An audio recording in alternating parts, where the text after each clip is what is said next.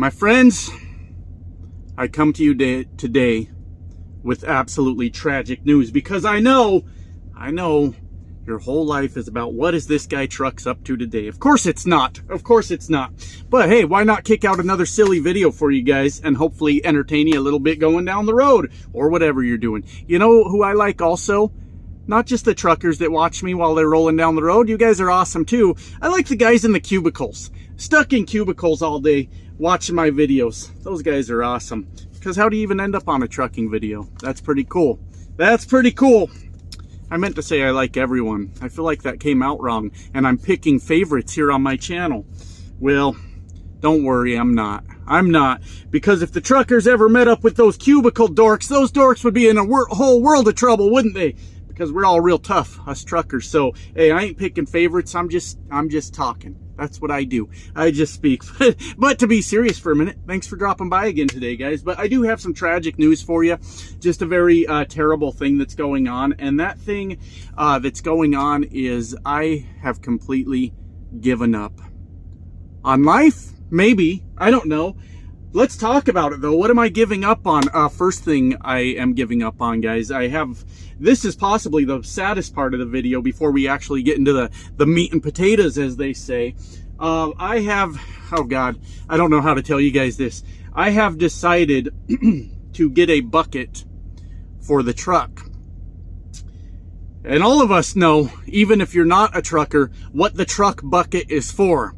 And 10 years in this business, guys, 10 years in the trucking industry, and I have never, ever kept a bucket in the truck. I have sworn I will never, ever do it, and I am to the point where the truck needs a goddamn bucket. You know why?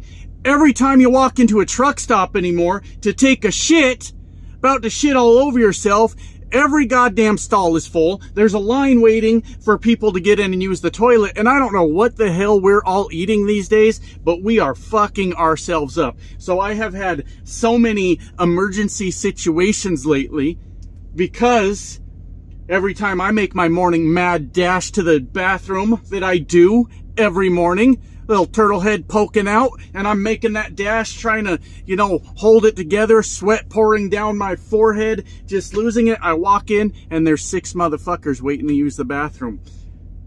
I give up. I give up. I am officially getting a bucket, and the reason I have never had a bucket is because I thought I would get way too comfortable using the bucket. I have to be disciplined, my friends. I have to use the bucket only in emergency situations, because the last thing I want to do is be one of those truckers that just always uses the bucket. And next thing you know, the bucket's full. Didn't empty the bucket. 2 weeks later, I'm like, God damn, I better empty this bucket, because I don't want to be that guy. I don't want to be that guy. But I am sick to death of all these emergencies. And I get it. It's no one's fault. Maybe, Trails Highway. I don't know. The GPS is telling me to get on a highway for some reason. But I'm not going to. I'm going to go have a foot-long chili dog from Dairy Queen and a Blizzard to go with it. And then tomorrow when I wake up having to shit myself, I'm going to wonder why this keeps happening to me. And hey, I get it. We all need the bathroom, my friends. We all do. But we all been using it at the same time. So damn it. Now I'm going to have to buy a damn bucket. And that concerns me. I'm not too excited about having to get one. But that's just been the reality the last few days, the last few weeks even. You can't get in a bathroom out here anymore. We're all shitting all over the place. Hey, you know what? It's not always luxurious on this channel. Sometimes we have to talk about really gross things. But, all right, I'm going to be another bucket trucker out here. Well, it'll go good with my piss bottle arsenal. If I run out of piss bottles, you don't want to know what's coming next, baby. That foot-long chili dog, that's what's coming next. And you don't want none of that. You don't want none of that. So the good news is my arsenal just got a little bit fucking better. Well, I haven't bought the bucket yet. But when it does, and you want to go to war with me on Fuel Island, baby? Oh, you thought it was bad before. You thought it was real gross before. It just got fucking disgusting out here, all right? So good luck to you. Not my fucking problem. That's what happens when you keep telling me you're going to beat me up on Fuel Island. You get a bucket of shit thrown at you. Way of the road, bub. Way of the road. So anyways, let's really talk about what I've actually given up on, though. what I've actually given up on. So let me set this up a little bit. You guys know, I can't say I've never been ashamed of it, but for the most part, I've never been ashamed of it. I am absolutely a fucking notorious job hopper. I have jumped from company to company to company over my 10-year history of being a truck driver. The longest job I ever had was when I was doing that local overnight run across the mountains in Colorado. I did that for about 11 months, about a year. I don't even know how I got through it that long, because it was pretty fucking miserable, if I'm being honest with you. Chaining up a lot. I mean, I can chain up quick now. That's good news, right? But chaining up still sucks, even if you're good at it. And time just flew by in that time frame. And next thing I know, I was there for nearly a year. But in over-the-road trucking, I don't believe that I have stayed anywhere for over 3 months. Now, I don't believe that to be true. Even GP Transco, I don't think I was even there for 3 months. And I don't think they did anything wrong to me, necessarily. I don't. I was actually making good money there. I have a weird fucking habit, guys, of riding around in the same truck for a few months and basically getting bored with it. And I'm not going to lie to you. I have made tons and tons of excuses for why I was going to quit whatever job I was at. This is a thing that comes with age, maybe comes with experience. You start to realize maybe some of those things really didn't matter as much as I thought they did.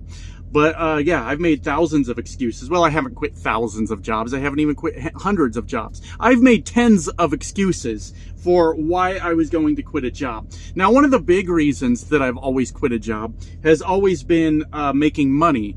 I don't care who doesn't like it, who gets upset about it, because there are people out there that get really, really mad when you say you like to go to your job for the purpose of making money. I don't fucking know why. It's, for some people, it alludes to a lack of work ethic, because you didn't show up because you fucking love your job. What the hell is wrong with you? No, the only reason any of us work at normal jobs instead of just doing whatever crazy weird shit we want to do is because we really, really need a paycheck. You know, maybe some of you cubicle nerds I was talking about earlier are really into whittling wood, right? Whittling wood into little wooden figurines. That ain't gonna pay the fucking bills, is it? So now you got to get your ass up every morning, drive an hour into work to a job you fucking hate, probably, maybe, most likely, and be around people that get on your nerves. Oh, I couldn't stand office culture. Oh, I couldn't stand it. Walking in on a Monday and there's always somebody with that clever joke.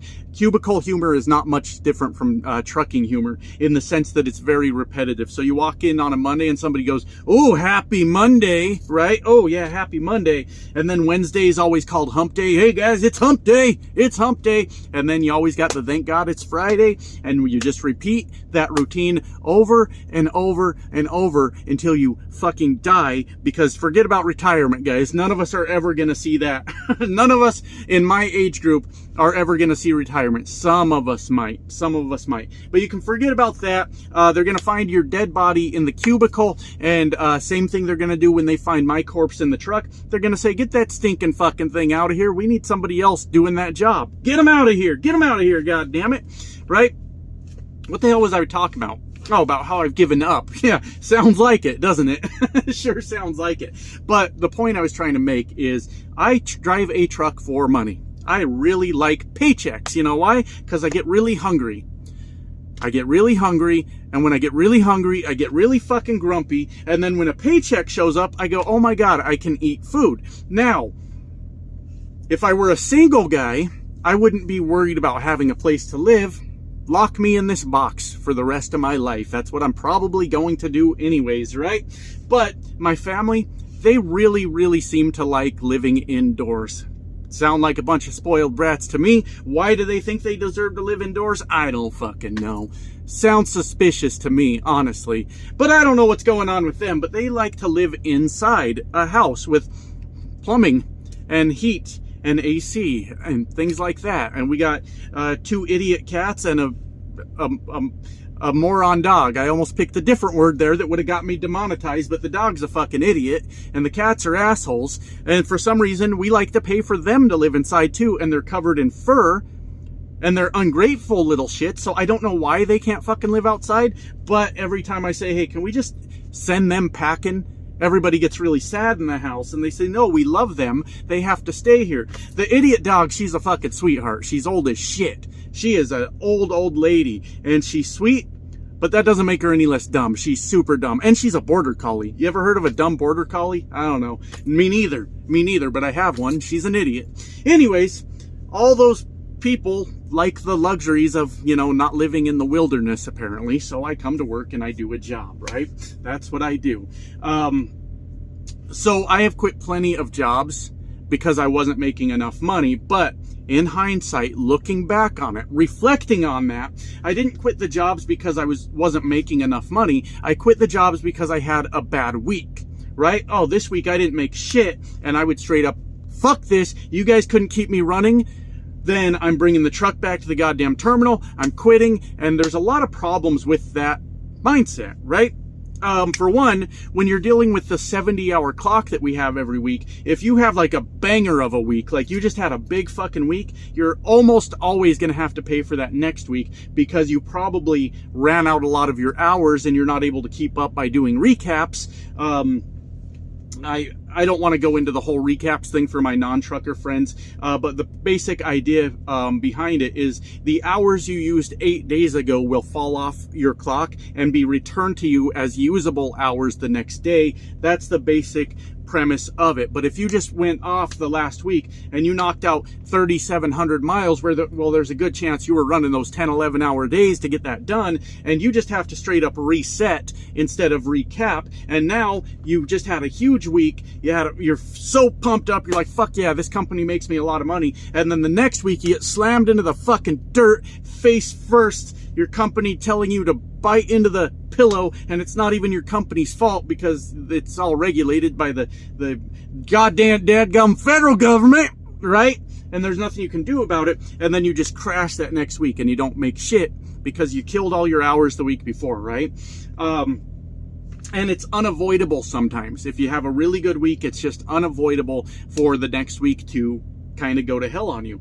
Now, what happens though is you have a bad week, so you quit a job like I've done before. You know what you just did to yourself? You just got yourself set up to have at least another 2 bad weeks. So you got a company, you applied to them, and you're like, hell yeah, they approved you. They're ready to bring you into orientation. Now you got to get your truck back to your company that you think just fucked you over because they didn't give you a good week every week. And then you have to get whatever transportation to whatever place you're doing. You're not going to do anything on the weekend, so you've just lost 2 days of driving. Monday morning comes around, you're sitting in orientation. Best case scenario, you're back out in a truck Wednesday evening, and you just got shit orientation pay, and now you've only got 2 or 3 days to try to make as much money as you can, and then the company's still kind of trying to fill you out a little bit, your new company. So the first week, 2, 3, 4 weeks might not be great weeks because they don't really know how you manage your clock and if you're reliable and all those things. And then when you quit a job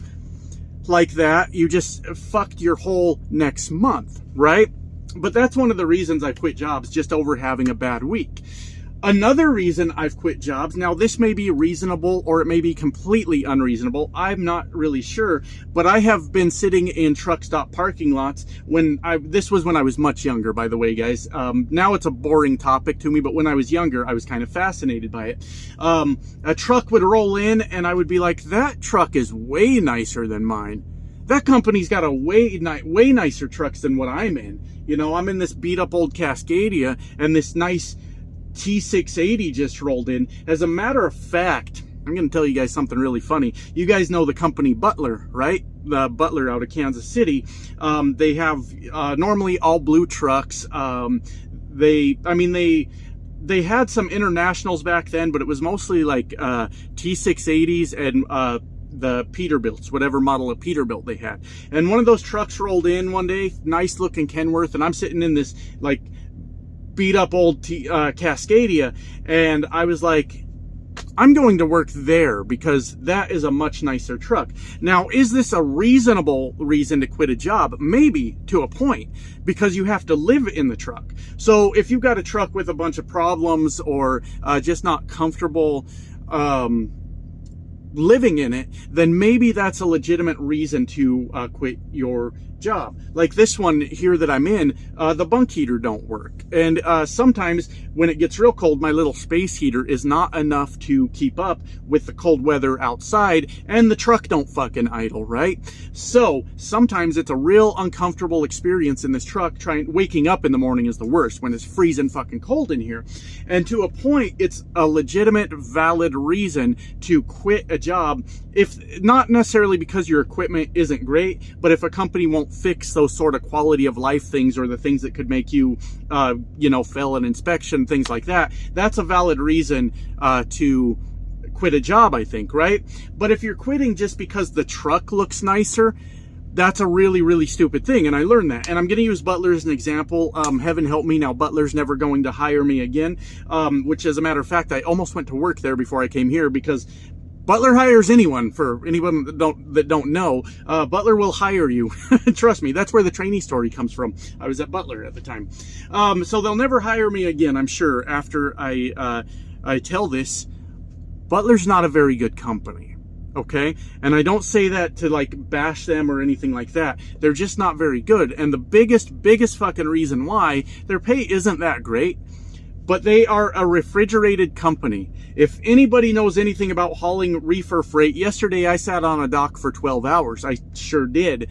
It didn't piss me off because I was just playing The Witcher for 12 hours. Love it. That's awesome. So I was back here playing video games for 12 hours, and that's all I could do about it. Not the worst day ever, in my opinion. But Butler, I don't know if they've changed, but they should, does not pay any detention time for sitting on dock. So if you sit there for 12 hours, you know what you get paid for it? Nothing. Nothing. Sure, I got a T680 when I walked in the door. Good looking truck. Really fucking enjoyed it. You didn't even have a refrigerator though. They did not even spend enough money to put a refrigerator in that truck. And I was broke as shit at the time. I couldn't afford a refrigerator. So I ate whatever didn't have to be. I never had anything I could refrigerate in the truck at any time. So I was like, hell yeah, that T680 looks real nice. I'm going to apply there. And I even applied myself a little bit when I was in orientation and told them, hey, I'd really like to get a T680. And they said, we'll see what we can do. And they got me a T680 with no refrigerator and no detention time. Thank you, Butler, so much. And I was mad at myself immediately after I got there, because that was a really, really dumb fucking reason to quit my job, right? So we've talked about some reasons I've quit jobs. Bad pay. And for a nicer truck that didn't make sense. I'm trying to think if there's any other reasons that I've quit jobs. And literally, like I said, I've quit over just having a bad week before. One of the reasons I've quit jobs I think is legitimate, but I could have asked before I got there and I didn't. A lot of these trucking companies have really, really high cost for health insurance with your family. It's super fucking expensive. So my dumbass has showed up to quite a few orientations to see the cost of health insurance for my family, and fucking panicked and said, how the fuck am I going to afford this? Stupid of me to even show up. But I don't think if it's necessarily a stupid reason to quit. If you can't afford to pay the bills and pay for health insurance, what are you doing here, right? But the point I'm trying to make today to you, my friends, is I am getting close to 5 months at this company. Now, I know that doesn't sound like much to a lot of people. And when I first came into this company, we had some rough times. We really, really did. They were running the hell out of me for like the first month, and I'm like, this company's amazing. And then they completely skipped my first home time request. Just skipped it. Just said, oh well, tough luck, driver, too fucking bad. And I almost quit then. And then for the next 3 weeks after that, they were getting me barely 2,000 miles a week. And I almost quit then.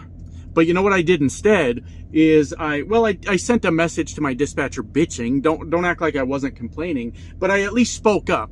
And I stood up for myself and said, hey, I need to make more money. This doesn't make any sense. And then since then, for the most part, I've been running my ass off. Now, I've had a few small weeks here and there. It happens, you know, especially when you start to get into these winter months and the traveling gets a little bit more difficult. You might have some weeks like that. But since then, it's really, really picked up. And I haven't had any kind of issue whatsoever with getting my miles. Just a few bad weeks here and there that weren't great. No big deal. No big deal. I guess one of the only other problems I got with this company is they tend to micromanage sometimes. As a matter of fact, just this morning, I have plenty of time to get where I'm going. And I could have done a split sleeper yesterday because, well, I'm not sure how to explain this because I'm screwing it up in my head. When they finally loaded me at that place, I had to leave their property, and I got out onto a road, and I didn't want to be going 3 miles per hour down this road so I could park. So it kicked my ELD into driving. I did not give a fuck. I parked where I could, and then I took a full 10-hour break. That's after I just spent 12 hours on a dock. I worked for literally 5 minutes just to move my truck, and then I took a 10-hour break. Hey, I've got the time to do it. I don't give a fuck. I got to play games all day yesterday. Sounds good to me. Sounds absolutely good. Well, they called me this morning, and they're like, are you getting up? Are you going to be there on time? I said, I've got 3 days to do this, and under 500 miles per day. It was like a 1,400 mile total load. I said, I am perfectly fine to make this delivery. So they do kind of micromanage a little bit sometimes, but it kind of makes sense in the state of our current market where people are like going under and losing contracts over late loads. You don't want to be that guy, right? You don't want to be that company that's losing those things. And the amount of truckers you hear, like even just here on YouTube, they like consistently talk about how they're late to appointments. Now, I'm not. I am late sometimes. It happens.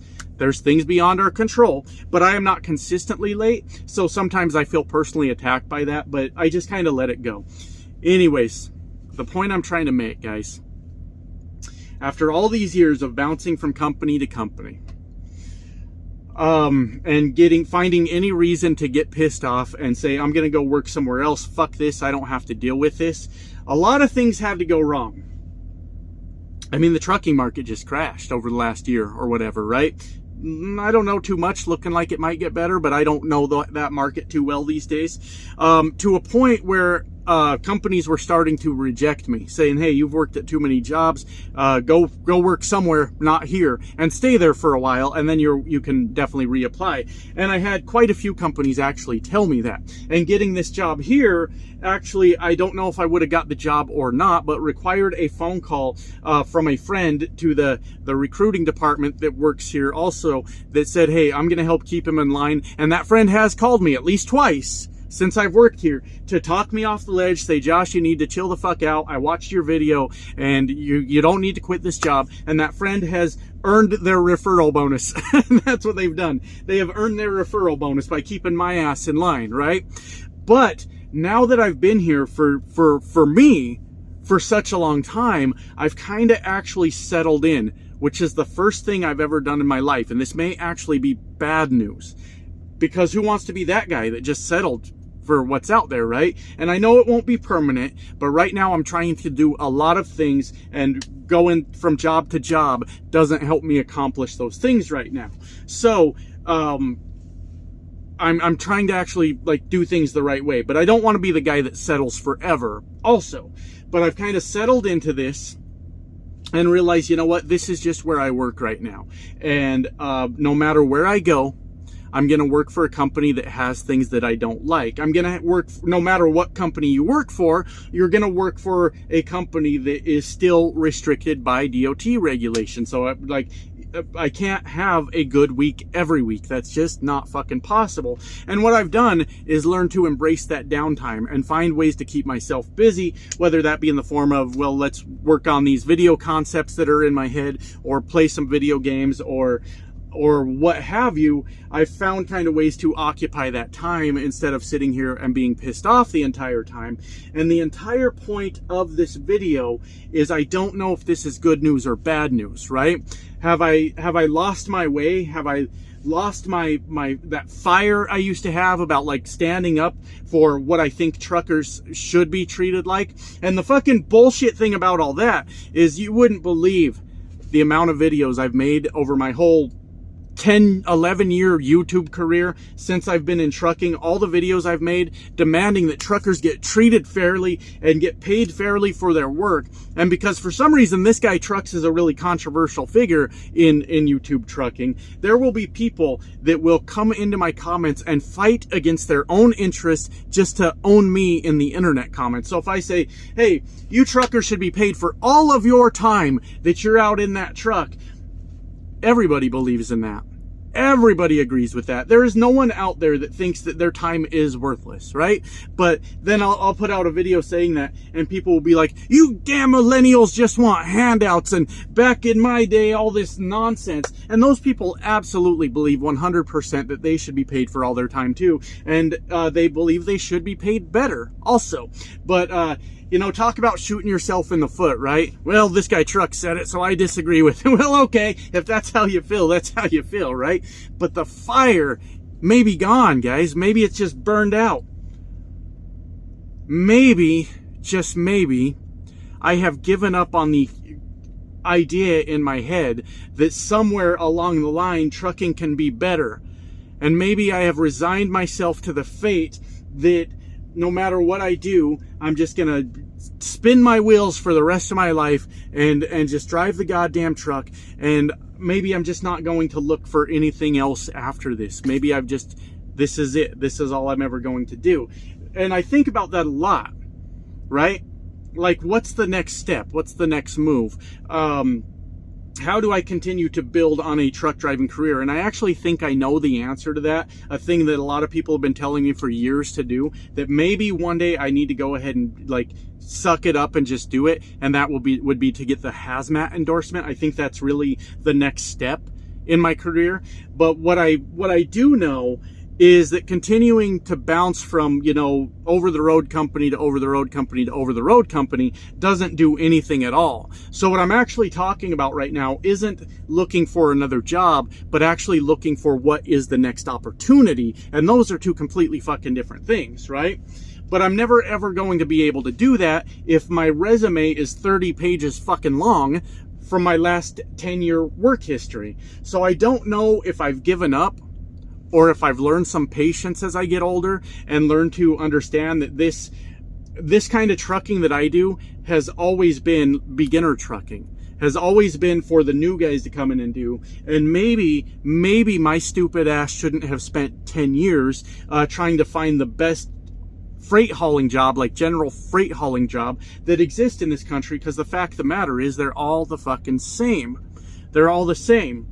And it's, if I'm really going to do anything, there's a couple options for it. I'll cover this maybe more next week if I feel like talking about it. I'm actually on my way back to the terminal right now.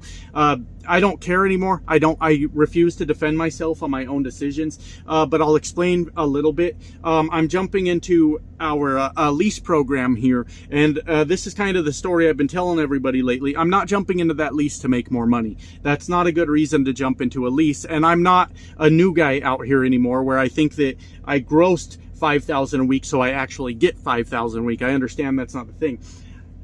The money's going to be about a wash. It's going to be about the same thing, right? Done the math over and over many of times, but I'm moving into it for sort of my own personal reasons. Like maybe there's some loads I don't want to do. Like I don't make a habit of rejecting a load because I have to go somewhere, right? But with it getting to be like this time of year, if they want to run me across Wyoming, I can just say no, find something else, right?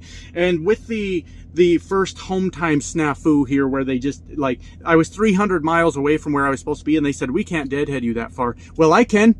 If I'm leasing the bitch, I can. And those are the reasons I'm going to do it. But it's just kind of a placeholder. I'll be honest with you. There's absolutely probably no way I finish that lease. I would be really surprised if I did. But the next steps are look at eventually becoming an owner-operator again. Now, do you get into owner-operator for more money? Yes and no. Yes and no. If I'm going to go out and buy a brand new truck and put 20% down on it, well, that payment's going to be sky high, right? And I'm probably not making a whole lot more money at that point. But there are ways to make more money as an owner-operator. But that's a possible next step. I ain't got that kind of money right now. We're working on it. We're working on it. That I have a tanker endorsement. I've had it forever, just used it for a while to haul water in the oil field. But seriously, taking the time to look at this hazmat stuff may be something that I need to do. And what I'd like to do when I do that is I can't find the motivation to, on the road, study that test. So maybe it's one of those things where like, oh, maybe I can afford 2 weeks off, right? So I go home for 2 weeks and I go do all the background check stuff you need to do for that. And then I spend maybe a week like studying the hell out of that, whatever test I need to do to get the hazmat. And then that second week I go in and I take the damn test. And if I fail it a couple times, then I can at least, you know, adjust and have an extra week to kind of get that done. That's sort of my plan. But the point is, I have given up on the idea of finding the best freight hauling company out here, because the fact of the matter is it's all pretty much the same across the board. You might make a few cents here, more here or there or whatever, but you're pretty much going to be in the same boat no matter where you go.